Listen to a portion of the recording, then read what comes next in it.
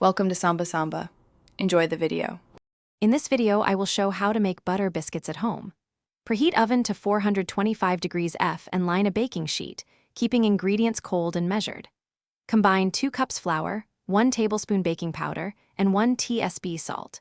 Cut 6 tablespoon cold butter until pea-sized crumbs form, stir in 3/4 cup milk until just combined, then pat and cut biscuits. Bake until golden and serve warm with butter.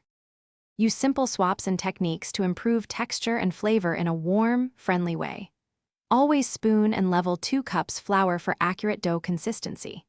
Keep 6 tablespoon butter chilled and the 3/4 cup milk cold to generate steam and flaky layers. Handle dough gently and cut straight down with a sharp cutter to lock and rise, then quickly bake for best results. If you are finding this helpful, please subscribe and like the video. It really helps. Quick recommendation: go darn tough for socks with a lifetime warranty.